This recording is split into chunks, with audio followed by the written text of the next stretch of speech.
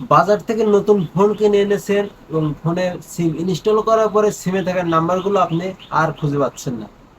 সেই সমস্যা নিয়ে কিন্তু আজকের এই ভিডিওটা। আসসালামু আলাইকুম ভিউয়ার্স, সবাই কেমন আছেন? আশা করি সবাই ভালো আছেন।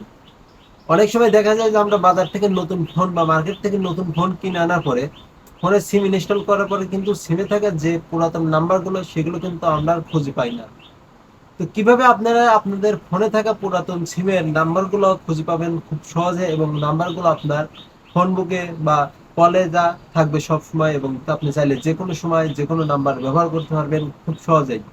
বরাবরের মতো আমি আছি আপনাদের সাথে মোহাম্মদ জহুরুল ইসলাম। আপনারা দেখছেন জহুরুল আইটি ইউটিউব চ্যানেল। তো আর দেরি না করে এখনই চ্যানেলটিকে সাবস্ক্রাইব করে ফেলুন, যাতে করে আমার এরকম নতুন নতুন ভিডিওগুলো পেয়ে যান সবার আগে। তো চল যাচ্ছি মূল ভিডিওতে। ভিউয়ার্স, আমরা চলে আসলাম ফোন স্ক্রিনে। তো ফোন স্ক্রিন থেকে আপনারা চলে যাবেন আপনাদের ফোন বুকে। তো ফোন বুকে আসার পরে কিন্তু আমরা দেখতে পাচ্ছি আমাদের কন্টাক্টে একটা নাম্বারও নাই।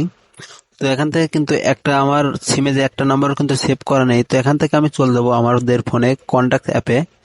তো কন্টাক্ট অ্যাপে আসার পরে আপনার এখান থেকে অর্গানাইজে চলে যাবেন। এখান থেকে আমি অর্গানাইজে ক্লিক করব। ক্লিক করে নিচের দিকে স্ক্রোল করব।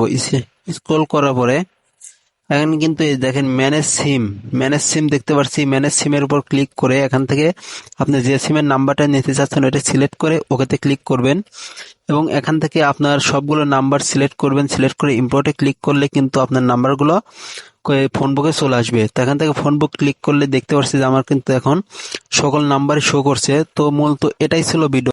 যাদের এরকম হয় না তারা অবশ্যই কমেন্টে জানাবেন যে এরকম কাজ করলে তাদের আসে না।